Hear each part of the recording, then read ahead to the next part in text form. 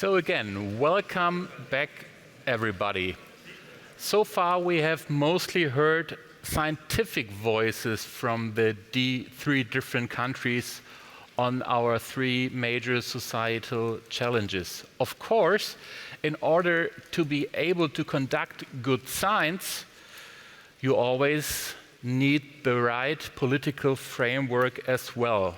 So we are talking about money, but not only about money. Science is always about competition, also about global competition, but it's also and foremost cooperation, about cooperation and finding new ways of cooperation, which is a scientific but also a political task.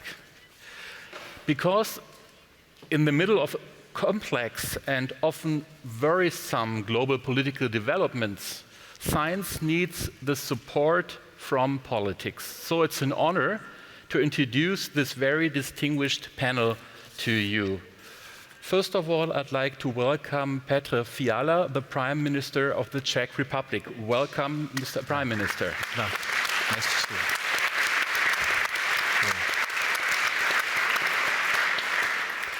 I'd like to welcome the Minister President of Saxony, Michael Kretschmer. Welcome.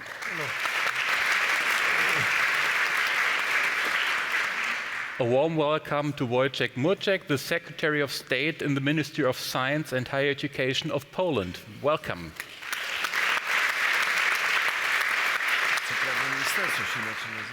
And since this is a panel discussion connecting science and politics, I would also like to welcome three scientists and researchers from our three countries. And they also represent the three different core fields of science that our conference is about. And they all have, as scientists always have, their cross-border experience. So let me introduce to you Dr. Alan Adams from the Institute of Resource Ecology in the Department of Biophysics at the Helmholtz-Zentrum Dresden-Rossendorf. Welcome to Dr. Jan Kalina from the Department of Artificial Intelligence in the Institute of Computer Science of the Czech Academy of Science. And Arkadiusz Zurek from Wrocław University of Science and Technology. Welcome. But as I said, it's much also about the political framework that science needs. So it makes sense to start with impulses from our political leaders. And I would like to ask Michael Kretschmer, the Minister President of Saxony, to start. Herzlich willkommen noch einmal, Herr Ministerpräsident. Wir freuen uns auf Ihren Impuls. A warm welcome, Minister President. We are looking forward to your impulse. Thank you very much, and a warm welcome to the Prime Minister, Secretary of State, the audience. It is a great pleasure because today we find ourselves in a region at the heart of Europe that belongs to the strongest economic regions, or at least was 100 years ago. It is excellent when it comes to science, and this is where we want to be. We know that what's required is innovation in science, and this is why I am so pleased that once again we have managed to bring together so many smart minds that will shape the future of Europe and this world with the help of their scientific findings. A warm welcome, Professor Schmidt of the Helmholtz-Zentrum Dresden-Rossendorf. Thank you to the many partners in the Czech Republic and the Republic of Poland. Thank you very much for having put together this conference. The panel discussion and your visit, Prime Minister, of you and your delegation is essentially the honor and the tribute you pay to this work. For us as politicians, it is very important. We want to stand at your side. Together, we want to create the conditions that allow you to work in the best possible way, because the major challenges that people face in the Czech Republic, in Poland, here in Germany, will only be overcome if we use smart minds. And together we have learned that you can never do anything alone. You have to cooperate. Exchange is essential for excellent ideas to arise. Prize. A warm welcome. Enjoy this conference, enjoy the discussion, enjoy your conversations. We are having a great time, and I wish all of us a good discussion. Vielen Dank, Herr Ministerpräsident. Thank you very much. I would now like to ask Petr Fiala, the Prime Minister of the Czech Republic, to provide us with your impulse. Děkuji za pozvání, vážený pane ministerský předsedo. Thank you for the invitation, dear Minister President, dear government members, ladies and gentlemen, friends, neighbors. I am very glad that I can welcome you here, our friends here in Saxony, in our neighboring country, a country which we share a lot of historical, cultural and economic ties. We've been developing our ties for a long time. Our companies do mutual business. We set up a functional cross-border cooperation, and we share our experience. And I believe that the example of Czech Republic and Saxony is a good example for using European funds and other benefits of the European integration. Our country, and this goes hand in hand also for Poland, went through a difficult historic development. There were many uphills. We all share the experience living behind the Iron Curtain. This influences greatly both in terms of economy and ecology. We share similar issues both on the Czech and Saxon side of the border. We see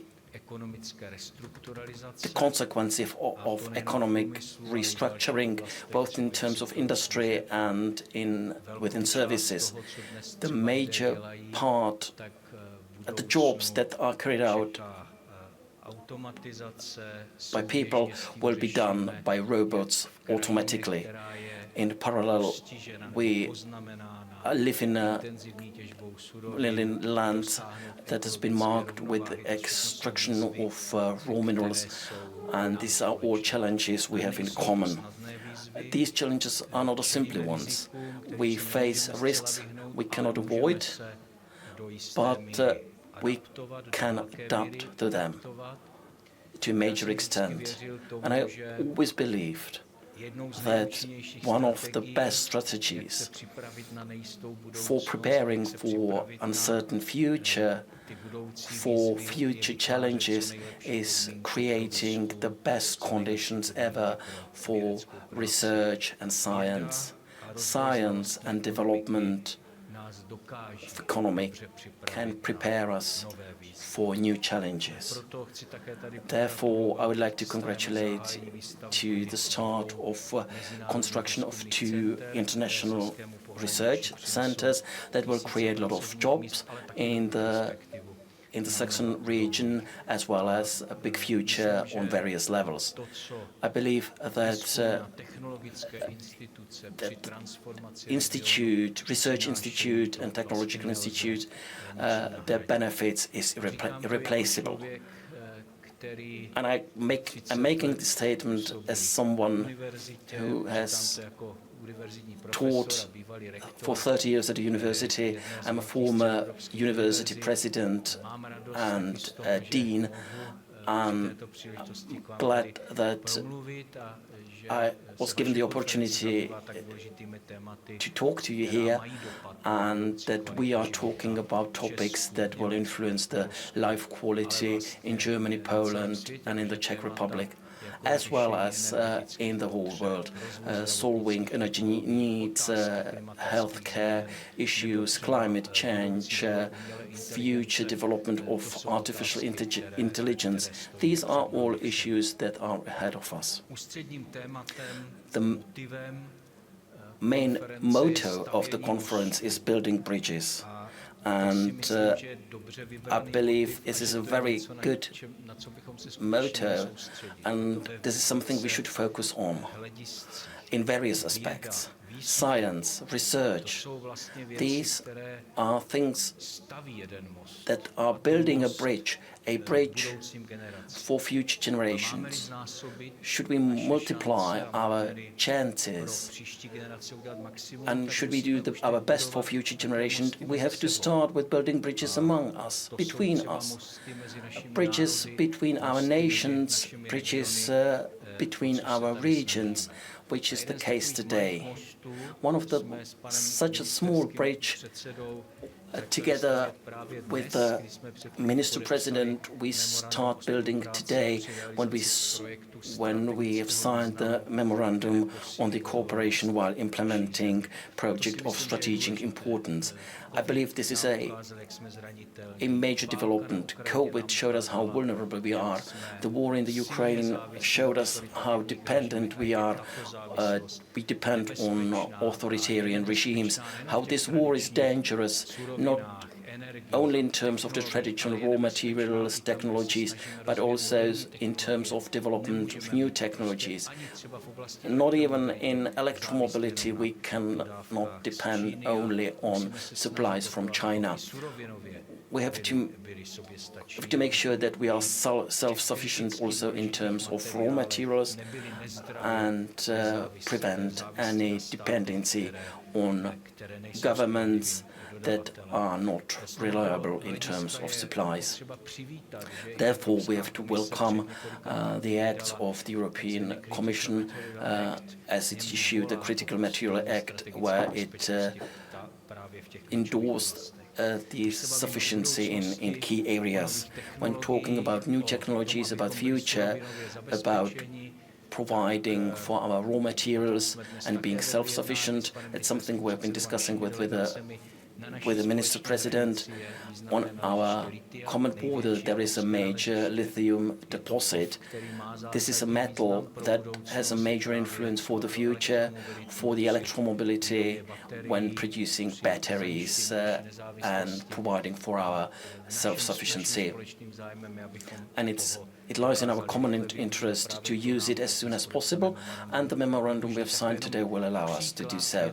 This is just one example of many bridges building and creating the full mosaic of our cooperation. Ladies and gentlemen, we are going through a period of big challenges. We have to face extraordinary risks as well as opportunities. These days, it's important to build bridges. Let's use all the opportunities we have, all the options, both on regional, bilateral, European level. And mainly, let's not forget something we do not forget, and it's our task to communicate it on political level and to the broad public. We must not stop believing in the power of science, technologies and knowledge, because it pays off. Thank you for your attention, and I wish you a very successful conference.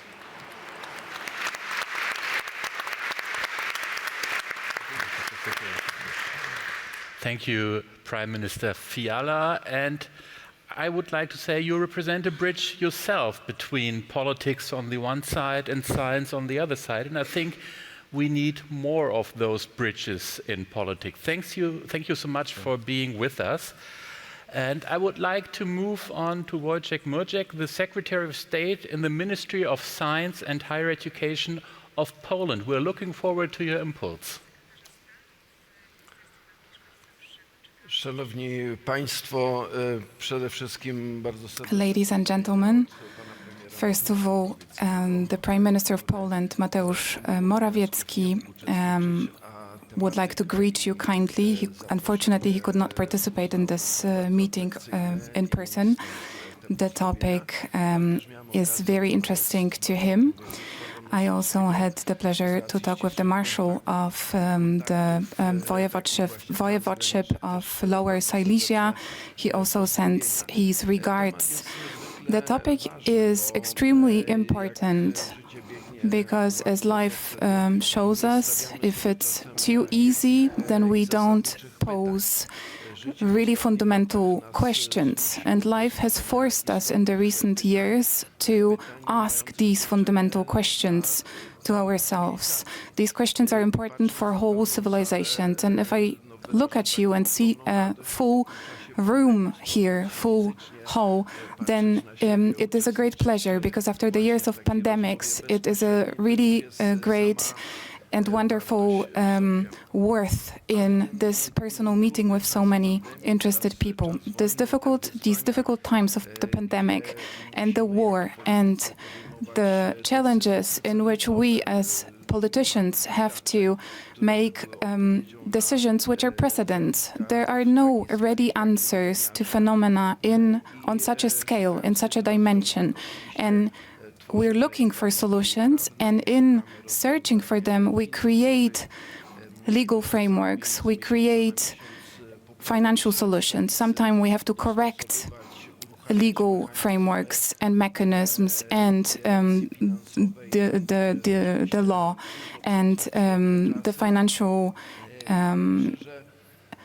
situation in difficult times. But when we look at the description of this meeting here today in Dresden, then we can see that there are many areas which pose joint challenges, civilizational challenges. The question of energy politics, of IA, of quantum physics, of biotechnologies. These are challenges that are joint challenges. Borders might change.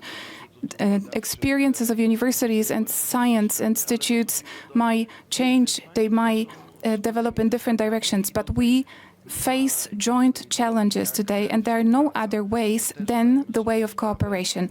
Then we know that as Europeans, we do not want to copy solutions from the United States or due respect to our partner, but we also feel the breath of China. We see what is happening. We look closely at what is happening in India, and we cannot be left on the margin. We don't want to be overtaken in these directions, which have a decisive role in the development of civilization and in the development of Europe. These topics are not such topics in which we can deal individually. We are deeply convinced that we can work together faster and reach solutions faster in working together, in cooperating. But there is also this overlap between politics and science that was mentioned here, and this is a multidimensional task.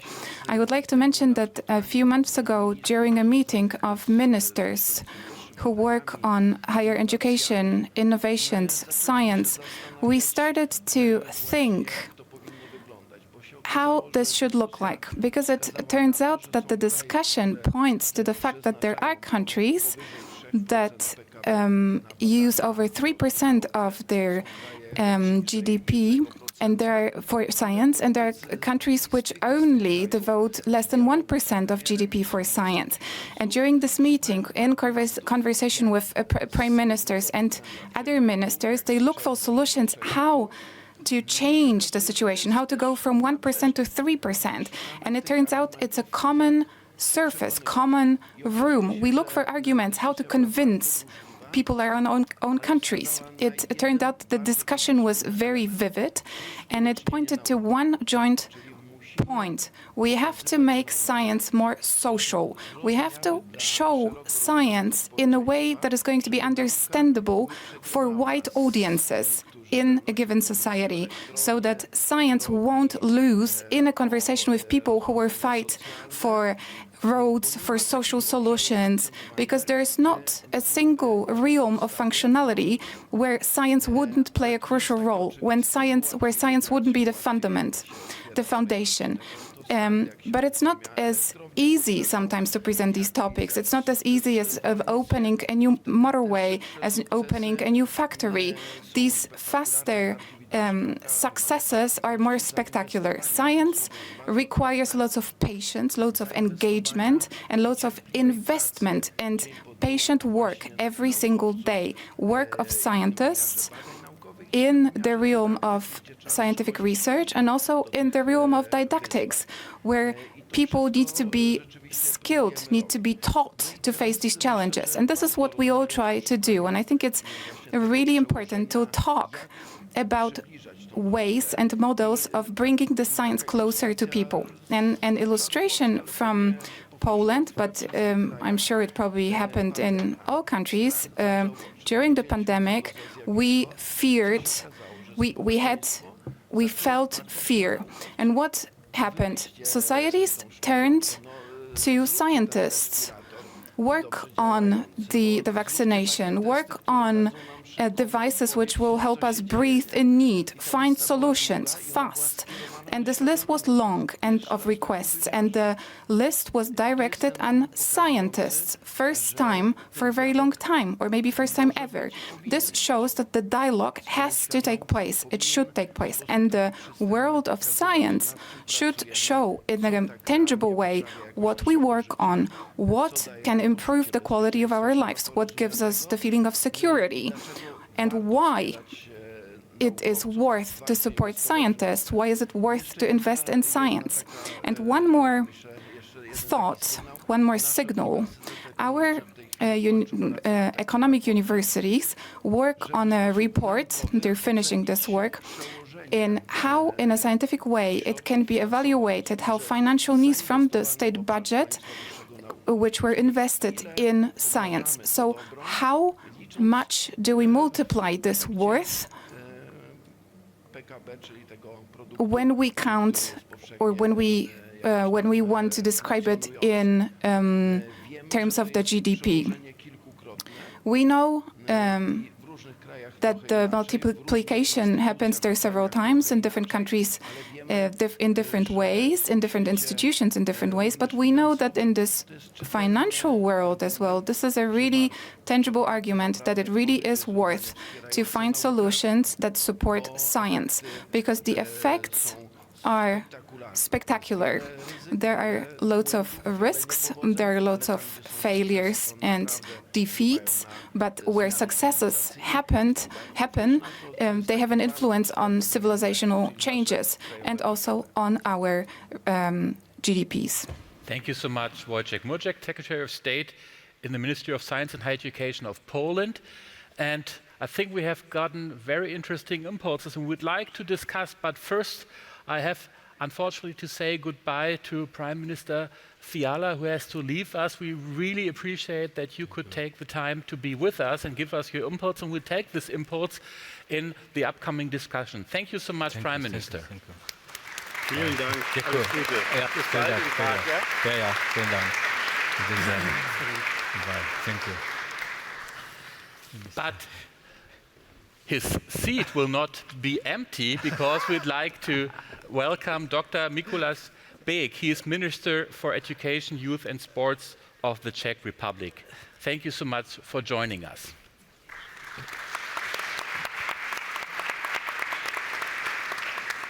So now we heard a lot of thoughts from politics, but what do researchers specifically need for their scientific work? What environment is particularly good for research? So we'll ask the researchers themselves, and you could already see them, listen to them at the lightning talks. And I would like to start with Mrs. Adams. You have some, well, you're from the United States originally, but something brought you to Dresden, something brought you to the Helmholtz-Zentrum. Maybe let's start from there. What was that you said, well, I mean, there are some good universities and research institutions in the US, but I'd like to go to Dresden in Germany? Yeah, in particular for me, it was that there's a free electron laser facility at HZDR that I've actually been coming and working at for quite a few years now. And so when I saw that there was the opportunity to come actually be a member working at Helmholtz, I was pretty happy about that, especially that it was a collaborative project with the Physics of Life Excellence Cluster at TU Dresden, so it allowed me to have an environment where I could continue doing the research I like to do, but also work at one of the top facilities in Germany. So first of all, it's about money, because you need to finance and invest the investment for big research facilities. But it's not only about money. What else do researchers like you need to do your work in the way you want to do it? I mean, having a good work environment where you have good collaborative colleagues is essential, and especially that you have a good environment for your team to work as well. As you're mentoring PhD students and postdocs, you want to be able to help them both in terms of giving them a salary, but also being able to mentor them in a way that they need. Mm-hmm. How important are, let's say, safe career pathways, like you know that you come from A to B via some certain conditions? How important is that, reliable career pathways? I think that's always been a challenge in this academic field, having a reliable career path, and in the past there's maybe not been so many clear-cut ways to become a group leader, and I think in the more recent years they've been establishing some steps in order to help students with that. And I know particularly at Helmholtz, there's a postdoc center where they've been developing a program to help them maybe figure out what kind of career path they would like to pursue. Thank you. This is probably also an area where we can learn from each other when we look at the Czech Republic, when we look at Poland, when we look at Germany, and see how young researchers' careers are fostered, what are the conditions under which their work can thrive. And I would like to move on to Dr. Jan Kalina, from the Institute, the Department of Artificial Intelligence in the Institute of Computer Science at the Czech Academy of Science. You actually did your PhD in Essen in Germany in 2007, a few years ago, but you still are able to also in a way compare the systems of the two countries. But let's first talk about the Czech Republic, and let's talk about the situation there, the scientific landscape there. The commitment, the political commitment of financing science, how important is that for you as a scientist? Well, I'm working as an independent researcher now, so I would say the finance is not so important for me as it is important for really young people who are doing a PhD or immediately after PhD. So perhaps I should recall how I moved to Germany, how I obtained the possibility to do the full PhD study in Essen.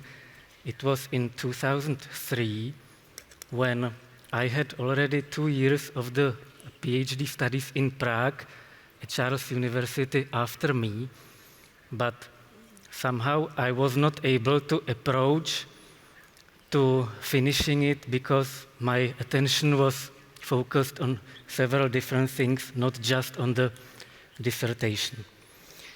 And when I started a completely new topic in Essen, then I had no teaching duties, and I had a full-time job at the university also, and a very good supervisor and a small team around me. So this moral support and focus on the work, that was, I would say, the main reason why I enjoyed the PhD studies in Essen so much. Mm-hmm. So the moral support is very important. When you look and you compare the situation in the Czech Republic and in Germany right now, what can we learn from each other when it comes to fostering science, when it comes to fostering researchers' careers? So that's difficult to give the answer in general, but my experience in Germany was the following. I was a member of a large Sonderforschungsbereich. That was a specific research project which was large, and there were some research topics which were clearly defined. So it was clear which direction to proceed. In the Czech Republic, in the fundamental research, there are small teams financed by the Czech Research Council, but so I'm not like a senior researcher who would apply and get this financing alone, so I'm dependent again on being member in small teams. But so I'm in strong teams which are successful, but in general, obtaining the financing in these fundamental research projects is very tough. So for the young people, they really heavily depend on their supervisor being member of such research team.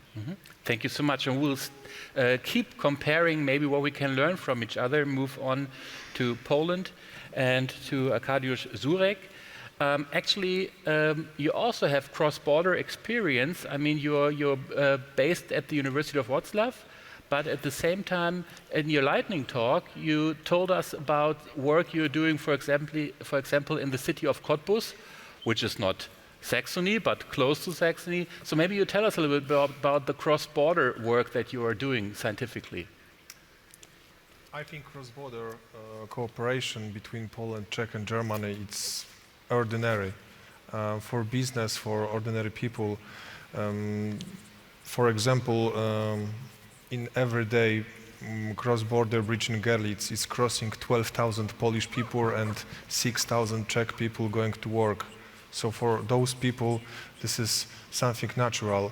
I think science is on the end of this because not everybody for the beginning feeling that science might be interesting job, interesting place to work with. I'm on the third year of PhD in Wrocław University of Technology, but from last year also making my research in Kazus in Görlitz. I met Prime Minister 2 months ago when we are opening in Görlitz another plant for our institute. In Kazus, we are working on new technology in autonomous systems. This is my division. But in Cottbus, I was involved in Mingentech project. Mingentech project is a trans-border also within Eastern Germany because this is Brandenburg, Berlin and Saxony together. And the region of Lausitsia, it's affected of the post-industrial communistic industry of not effective old brown coal energy plants. And the role of the Mingentech is to make internationalization process, and this is also involved Polish neighborhood and Czech neighborhood companies and people, and involve innovations which we delivered from Kazus, from University of Wrocław, because Kazus is also Technische Universität in Dresden, it's also University of Wrocław, and also transformation of energy. This is what you hear on my last presentation on the previous panel. But summarize, last week we hosting in Cottbus delegation of Polish neighborhood voivodeship Lubuskie region. It was several companies come and we are driving around all the industrial places, checking what's the possibility to switch for hydrogen, how is the possibility to renewable energy. And it was very interesting B2B meetings where we sharing experience with the German colleagues, and they also hearing some news about our hydrogen locomotive for the train possibility for the source. We're hearing about the buses in Cottbus which will be supplied by hydrogen. So that was exciting. And in my opinion, what we need just more intensification, more involvement of politics to support local initiatives, to try to find some funds. Together we are stronger. So I think there is no other solution or no other chance than cooperation. Together we can make much more, and then we have nice people coming even from US to us, to our region. So. Thank you so much. So, Michael Kretschmer, you listened closely when he talked about Kazus, I noticed, because this is one of the projects that was really of major importance to the Saxon scientific landscape in the recent years. It's already a cross-border project as well. So it's also an example of the federal government investing money in science. So maybe you can give us some insight also about the coal exit program. How is it possible that actually politics dedicates so much money for science. Wie kann es sein, dass tatsächlich Wissenschaft von der Politik so viel Geld bekommt, obwohl wir doch gerade gehört haben? How can it be that science receives so much money from policymakers, although we know and heard that results come about only in the long run from science? Now, when we phased out lignite coal, we built on the experiences that we made together after the end of socialism.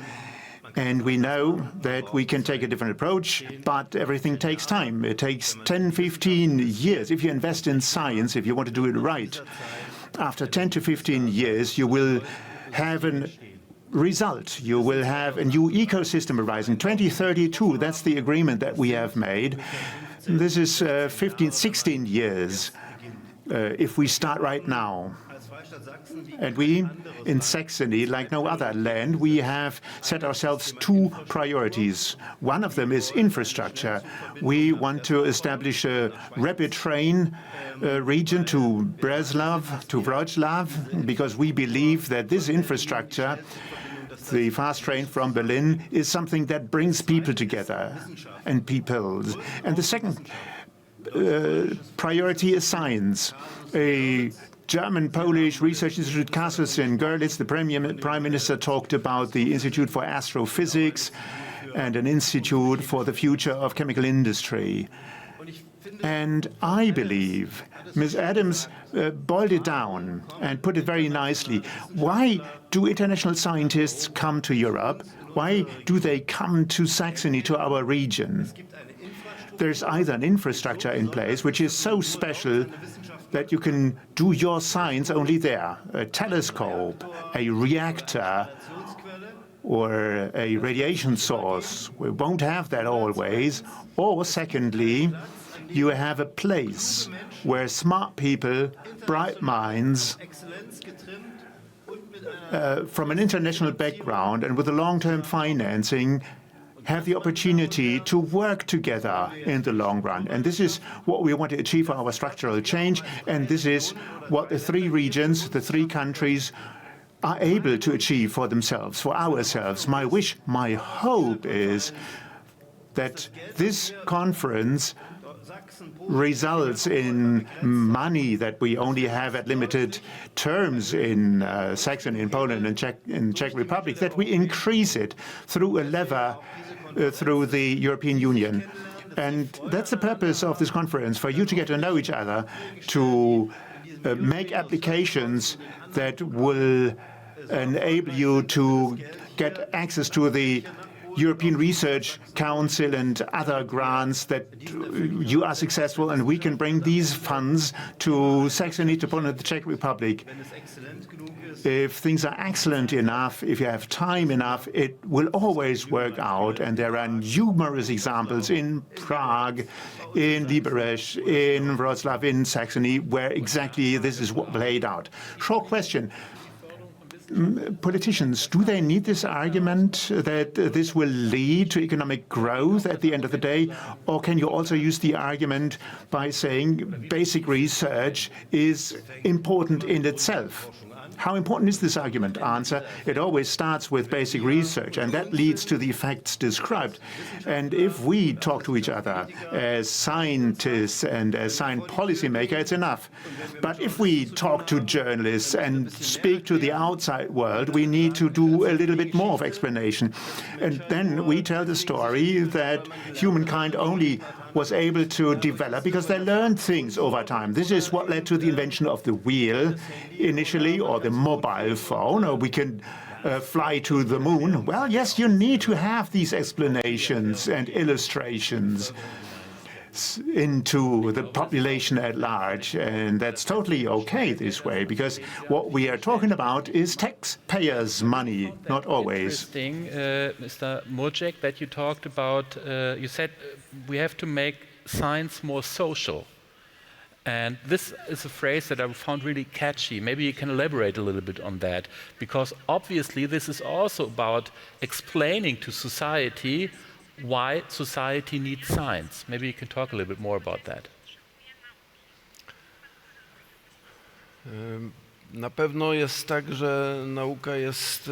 Of course, the science is an area where all the values of human beings are heard, because the first one is looking for the truth, getting to know the world around us. And then when we look for answers, we look for conclusions. And perhaps it's good to notice what we are trying to do, because right now the Polish government took two very important decisions, two investments, not in this area, because huge funds are necessary, but there were some other initiatives for primary schools. We've invested more than 1.2 billion zloty in laboratories of future, so that each school can have a laboratory and work with devices which set some directions. So when we look about the equipment for biology lessons and so on, we have also strengthened these initiatives with some special buses which drive around Poland with special equipment, with some experts on biology, and visit the schools so that the children, the pupils can get interested in science, and so that they can print something on a 3D printer and not just look at the computer and play some games. And we've invested another 1.5 billion zloty for some research centers for teachers, for scientists in some special areas where we work together with high schools, with universities, and we also work together with companies, with industries, and try to connect these three with each other. So already on this stage, we introduce digitalization, and we ensure also internet in all schools, broadbands, and we want all students, all pupils to have a tablet with internet at home and work on it. And we try to start such projects as early as possible, because then we can achieve better results. And when we talk with the society about the science and about the results of science, becomes easier then. We have to talk about our successes, because this is a well-known example. This is something tangible, something they can see, how the comfort of life improves in results of science. And there are plenty of areas which have this potential, but we always have to explain that it's based on trust, that science creates things which help people to get to know the world, to develop, and that it's all connected to our everyday life. Thank you so much. And so it's about having the society backing science and a good financing of science, but we also need the European perspective. This is something that your Prime Minister talked about earlier, Minister Beck. He said we need to use the benefits of the European integration to foster science. Maybe you can tell us a little bit more about that, what that means in practical terms. Well, thank you very much. Oh, it's a pleasure to be with you as a substitution for our Prime Minister. Well, to be frank with you, just 4 years ago, I was finishing my second term as rector of the same university Prime Minister used to run. I used to be his vice rector for 7 years and then 8 years. So if you're a politician, you obviously should go there, if you want to be a politician. To different political parties, but we have finally met again in the government. But, well, I'd like to make a few observations on the use of European funding and science policy in especially new member states of the EU. Until recently, I used to be Minister of European Affairs of the Czech Republic, so I've switched recently 2 weeks ago to the new job. First of all, we should realize that we mostly use from our mistakes. So I will start with some mistakes. In some member states, like Czech Republic, we rely too heavily on European funding. We have neglected national resources. We have used quite cleverly cohesion policy, for instance, for funding research infrastructures. But now, with the growing performance of economy, Czech Republic is mostly already consisting of regions which are on the average or above the average of the GDP in Europe. We are closing a time in which we will not have comparable access to European funding.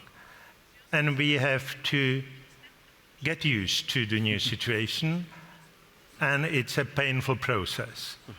We have to be aware of the fact that the next funding period in the EU will more and more rely on financial instruments, cheap loans, but not so much on direct investment into many areas which were covered by European funding in the past.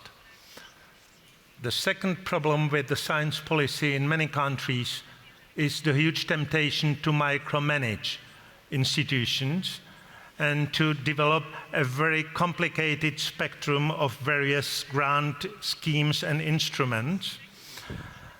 And it's a very dangerous tendency because it makes the strategic management of institutions like universities almost impossible, because the university in this system is in fact run by many committees which decide about funding of microstructures, institutes, departments, but there is little space for strategic decisions of the institutions to invest into perspective priorities in research. That's the general tendency in many countries. In my country is really a big trouble now. Many external observers have noticed that, and it's very clear we would need more block funding based on performance indicators for some contracts concerning performance of research institutions. And we have to get rid of this very complicated and administratively very difficult environment which kills strategic development of institutions, in my perspective. And then we should, and definitely we should try to concentrate the funding or better balance the dependence of the funding of science on factors connected with the past and the future projects. Our system of funding is heavily dependent on past performance of the institutions and scientists, and it creates a strong ownership of the persons employed in the institutions, but it's a barrier for employing people from outside who come from abroad, from other institutions. We suffer from inbreeding of scientific institutions, and it's partly due to that system which is based on past performance in science. So I think these are weaknesses of the system in some of the member states, and if we will think about the future funding of research in the EU, we should try to avoid these weaknesses or problems which are in fact a barrier for us to compete with other regions of the world like the US or UK. So talking about weaknesses, challenges, And we have talked a lot about financing science, so let's talk about some other challenges that are there. And I would like to ask our researchers once again, since we are sitting here together with politicians, what are your expectations? What are your hopes? What do you ask for to make your work easier and to make international cooperation easier, Dr. Fiala? Dr. Kalina. Our Institute of Computer Science, which has about 120 researchers, has already 1/3 of researchers coming from abroad. So I would say this is already a large number, indicating a great success, because these are not, the majority of them is not from the neighboring countries, but from even non-European countries. But what would help would be less administrative work on one side, and on the other side, some longer perspective, because the researchers coming from abroad, they come for positions, typically for postdoc positions, which are financed by specific projects for 3 years. But sometimes it's even difficult to find somebody, so then 1.5 of year is lost already, and then they come from 2.5 years. But what comes afterwards? So there is no guarantee that they will have a possibility to continue in the environment of Prague or Czech research. So they come, and soon after coming, perhaps they start thinking about some longer perspective elsewhere. So less administrative work, longer perspectives. This is an answer that I'm sure a researcher from Germany would have just given pretty much the same. So I wonder what a researcher from Poland will say when I ask you what could be improved when it comes to international cooperation, to also trans-border cooperation. What would you ask politicians on this stage and elsewhere for? First, I will ask Prime Minister of Saxony to support the program of the electricity for the train connection from Dresden to Görlitz, because otherwise in Poland we have finished the bridge and we don't have to change the train. So that will be connection which will be very expected from all of us, even from Erasmus students. Many people are using this train from last year. We have to change every day, so many people will be using very often. This is from the infrastructure projects. From the soft things, I believe that rather closer cooperation, rather more and deep involvement with the small initiatives. There's a lot of small trans-border initiatives which are only on the local authorities level. So I would like to invite politicians from the senior level to join them and support them. And the Casus is the greatest example, where is 70 people already and representing 20 nationalities. And when the Astrophysics Center will come to true in next 3 years, without Czech, Polish colleagues, definitely was not gonna work. It's 1,000 people will be working there.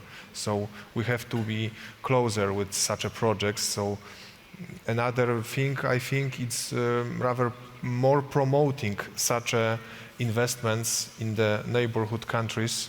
From my perspective, not everybody know already that this Astrophysics Center will come. But this is not only about such an investment for the science. I think for the business cooperation, there is a trend, I'm observing the trend, that companies are using a lot of outsourcing services to find the specialist experts, not only from IT, like my colleague described from Czech, but from machine learning, from the automation, from the robotization, digitalization, cybersecurity.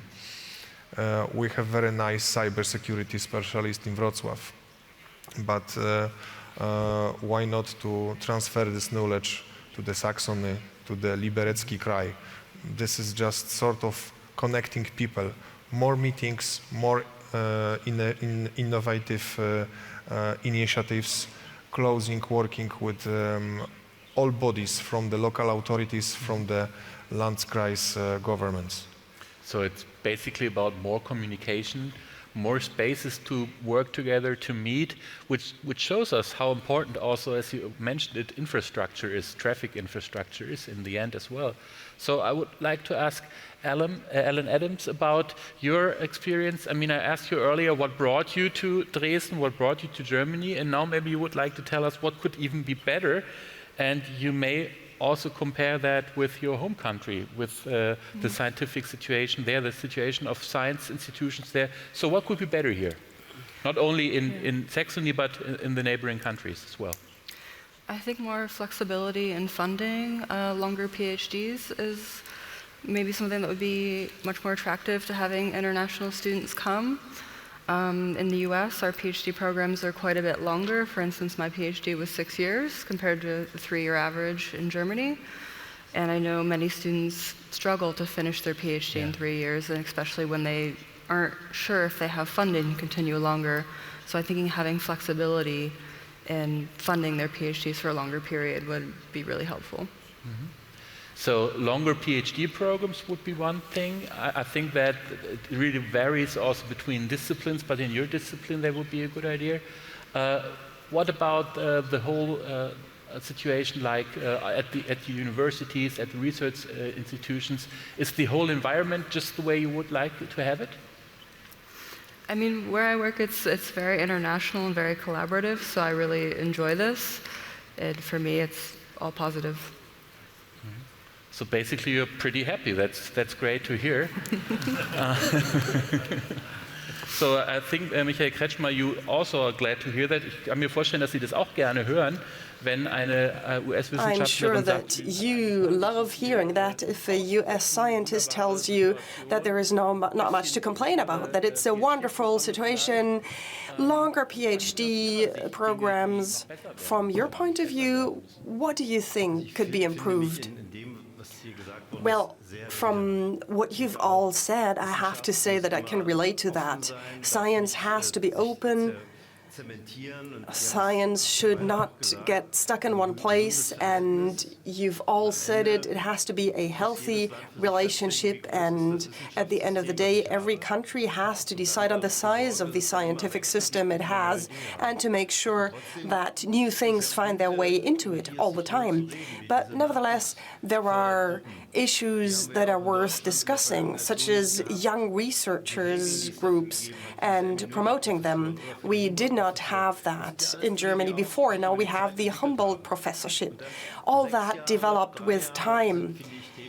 And a PhD program being 6 years instead of 3, well, we could discuss that. Germany has chosen a different direction that I believe is sometimes a little bit dangerous with the fixed-term contract act in science. I believe that 10 years or even 20 years, 2004 it was, ago, we made mistakes that we are now repeating. It was wrong back then, and it will be wrong now too. So I believe what we need is flexibility. Crossing the Neisse River in Görlitz, I always told my children not to do that because it's too dangerous, but there is a point I have to say that. The Polish side has managed to build rapid trains with a speed of 160 kilometers per hour, but they halt at the German border. And actually, this does not shed positive light on the Federal Republic of Germany. But by the way, it's the federal government that's in charge of trains. I have to say that here because I want to increase the pressure, but you're right, this has to change. That's the benefit of the federal system. There is always somebody else you can put the blame on. Okay, just one more thing on bureaucracy and red tape. Is there something we can do here? Well, actually, that's a huge topic. Red tape, yes, it's public money, but that also involves the question of when people come to us from abroad, then maybe it's the same in all the countries. Their experiences when they come to the migration office or to our regional capital, well, do they really feel welcome? Do people from the United States or from other countries get the feeling that we really want to have them here? How difficult is it to sort out the money? I fully agree. In Germany, over the past few years, we sometimes discussed if we have acquired money successfully, is it sufficient to cover the basic funding of universities or institutes, or will you just have to apply for more over and over again? Well, time goes on, new questions arise, which is why I think it is important for us to discuss that. But of course, we have to turn this into concrete examples. They could be better, and maybe also on some of the expectations that the researchers talked about. For example, administrative work that obviously is a problem in all of our three countries. Na pewno ta przestrzeń So certainly this realm is constantly being changed, or is constantly changing, because when we are being a little bit more relaxed, then everybody is happy, but then this mechanisms of bureaucracy turns up again, and so there's always something to be improved. But in terms of important changes that we need to talk about, I think that the example of the discussion of the openness of science, publication of scientific data, because this is also an element that could speed up the entire situation in Europe. And oftentimes we do not have a full, comprehensive overview of research activities and results. Oftentimes results are being kept secret because we're waiting for patents, we are protecting our intellectual property. But loads of scientific results appear due to public state funding. Therefore, other scientists should have easier access to these research results. And then, basing their own research on a certain level, they could go forward and they could speed up. This is something that is being discussed on the European level, but it takes time. These things have to be sped up, decisions have to be made quickly, and conditions are to be established. We heard about the laser at the Helmholtz-Zentrum, and we are also involved in this large scientific infrastructure. And a classical example in Europe is CERN in Switzerland, but we also work together on a laser on free electrons, knowing that alone we will never make it. And then if we come together, several countries, more than 10 countries, maybe we come together, we all profit out of it. So it's not only openness of science, but also an effect of a very close cooperation and common participation in the costs that have to be covered in order to have effects.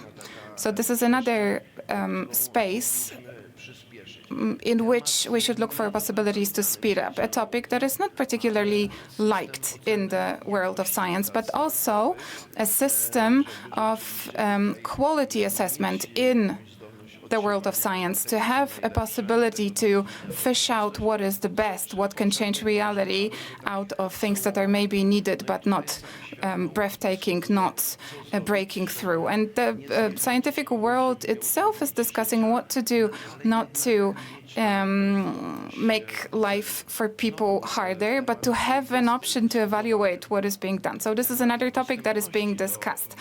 Another topic is accessibility to science. We pay 270 million as Poland every day for this every year for a so-called virtual library. We pay for it as a state so that our researchers have access to publications by publishing houses elsewhere, so that they can use the civilization relevant publication. The question is whether the price is appropriate. Maybe we should create mechanisms of greater, easier accessibility. And we see how fundamental issues these are for an international discussion on the highest level. Very important impulses for the development of science. And there are plenty of such examples, but you can see what great weight these topics are. They're certainly not easy, but discussions have to be sped up, and we have to translate these discussions into very concrete solutions. Even if they're not perfect, it's easier to correct them rather than discussing until the time is somehow lost. Thank you so much. Minister Beek, we started our conversation with your Prime Minister talking about the agreement that has been signed today. Maybe we can close also our discussion with talking about this very specific example of cooperation signed through this agreement. Why is that so important for you, for the Czech and for the German side, to have this agreement that was signed today? Well, you probably all know that we share some similarities between Saxony and the Czech Republic, especially the role of the automotive industry is very strong in our lands. And for Czech government, the importance of this sector is underlined, by the present situation in which we still don't have enough capacities for the move from fuels to electricity. And we see that as an opportunity to strengthen the automotive industry, which will contribute some 10% to the GDP of the country. And we see opportunities to keep jobs in some regions which are heavily dependent on that branch of industry, and simultaneously to bring new technologies to the regions, especially to the structurally disadvantaged regions, like regions which are close to the Saxonian border. And that's for us one of the priorities. I hope we will succeed with this project, and we will improve the competitive position of the country in respect to the future investments into the production of batteries and other technologies needed. Ministerpräsident Kretschmer, das ist ja, wenn man so möchte, eine Art Symbol auch der State Premier Kretschmer, this is a symbol of this conference, isn't it? The agreement that was signed today. And maybe you can tell us a little bit more about the hopes associated with this agreement. Yes, I think we need to get away from talking about problem, and we need to roll up our sleeves and start doing things. This is true for many of those topics that we have raised. When it comes to electromobility, lithium is there. We've got lithium in our region. Now, if that is the case, we need to use it in order to get independent. We need to add value on our own continent instead of adding it elsewhere. That's the main point. Value adding needs to happen here in this country, and this may serve as an example for so many other things. We need to understand what the reason is for Europe to be as wealthy as we are. It has something to do with us being more competitive and more innovative than other regions. Now, you as young people have traveled the world and have seen a lot of things. Now, the question is, are we still at the top in all technological fields? Are we still world-leading and world-class, or are we being overtaken by Asia, by America and other world regions? And if we have that feeling, then we need to be determined to tackle these challenges in order to remedy the situation. And I wish that to become a symbol and expression of this conference. We are related to each other, and in many European projects we are seeing that the old European Union has an overproportional contribution that it made, and it not necessarily will stay this way. It could also change, and it's up to us. We decide what we do with the situation. If you're successful, this is going to support the situation, and it will propel us forward. Where young, innovative, exciting people gather, more are willing to join, and this will be beneficial for all of us. That will be a conducive development for all of us. And thank you very much for this indeed exciting discussion.